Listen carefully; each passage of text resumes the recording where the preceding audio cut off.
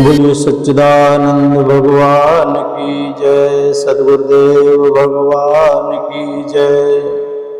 ओम त्र्यंबकं यजामहे सुगंधिं पुष्टिवर्धनम् उर्वारुकमिव बन्धनान् मृत्योर्मुक्षीयमामृतात्। साध्य साधन आदि का विचार तथा श्रवण कीर्तन और मनन, इन तीन साधनों की श्रेष्ठता का प्रतिपादन शिव पुराण के अंतर्गत व्यास जी कहते हैं कि सूत जी का यह वचन सुनकर के सब महर्षि बोले, अब आप हमें वेदांत सार सर्व स्वरूप अद्भुत शिव पुराण की कथा सुनाइए। सूत जी ने कहा, आप सब महर्षिगण रोग शोक से रहित कल्याणमय भगवान शिव का स्मरण करके पुराण प्रवर शिव पुराण की जो वेद के सार तत्व से प्रकट हुआ है कथा सुनिए। शिव पुराण में भक्ति, ज्ञान और वैराग्य इन तीनों का प्रीतिपूर्वक गान किया गया है और वेदांत वेद्य सदवस्तु का विशेष रूप से वर्णन है। इस वर्तमान कल्प में जब सृष्टि कर्म आरंभ हुआ था, उन दिनों 6 कुलों के महर्षि परस्पर वाद विवाद करते हुए कहने लगे, अमुक वस्तु सबसे उत्कृष्ट है और अमुक नहीं है। उनके इस विवाद से अत्यंत महान रूप धारण कर लिया।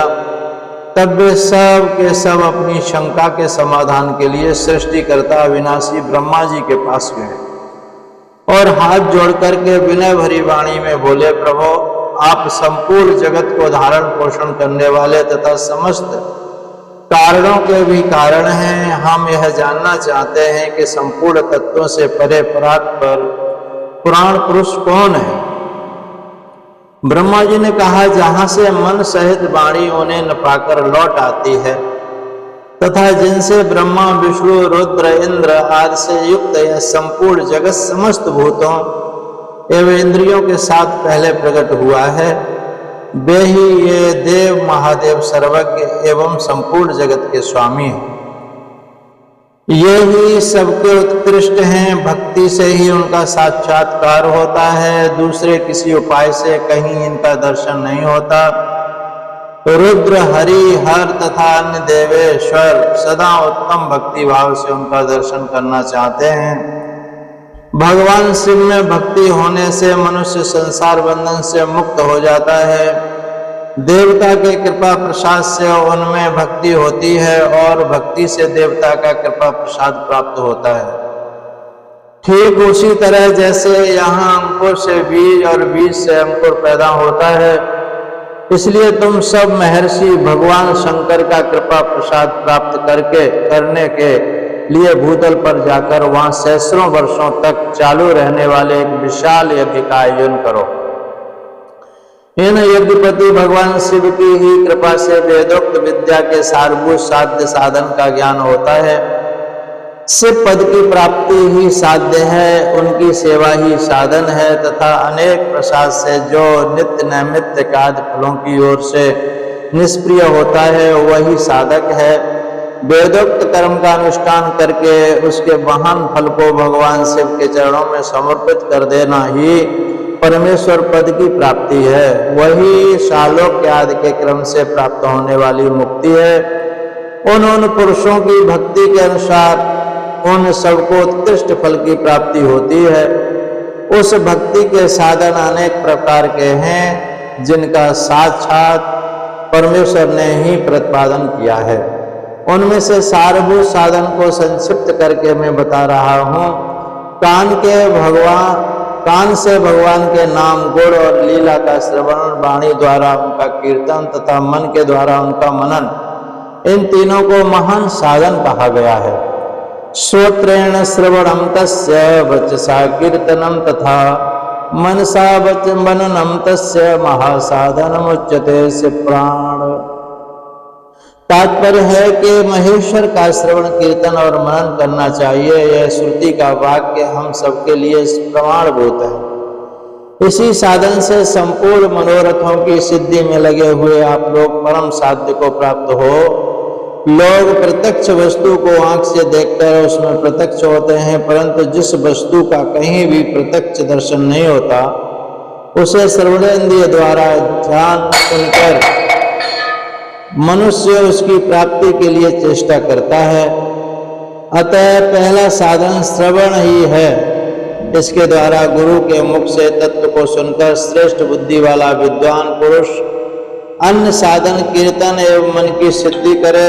क्रमशः मनन पर्यंत इस साधन की अच्छी तरह साधना कर लेने पर उसके द्वारा शालोक्य आदि के क्रम से धीरे धीरे भगवान शिव का संयोग प्राप्त होता है।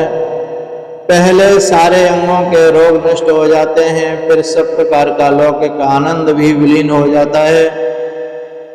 भगवान शंकर की पूजा, उनके नामों के जप तथा उनके गुण रूप विलास और नामों का युक्ति परायण चित्त के द्वारा जो निरंतर परिशोधन या चिंतन करता है उसी को मनन कहा जाता है। वह परमेश्वर की कृपा दृष्टि से उपलब्ध होता है। उसे समस्त श्रेष्ठ साधनों में प्रधान या प्रमुख कहा जाता है। प्रसंग में मैं आप लोगों के लिए एक प्राचीन वृतांत का वर्णन करूंगा, उसे ध्यान देकर आप सुने। पहले की बात है, पराशर मुनि के पुत्र मेरे गुरु व्यासदेव जी सरस्वती नदी के तट सुंदर तट पर तपस्या कर रहे थे। एक दिन सूर्य तुल्य तेजस्वी विमान से यात्रा करते हुए भगवान सनत कुमार अक्षमादो वहां जा पहुंचे। उन्होंने मेरे गुरु को वहां देखा। वे ध्यान में मगन थे।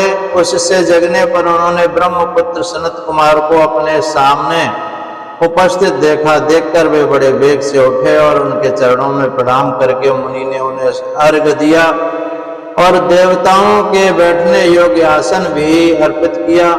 तब प्रसन्न हुए भगवान सनत कुमार विनीत भाव से खड़े हुए।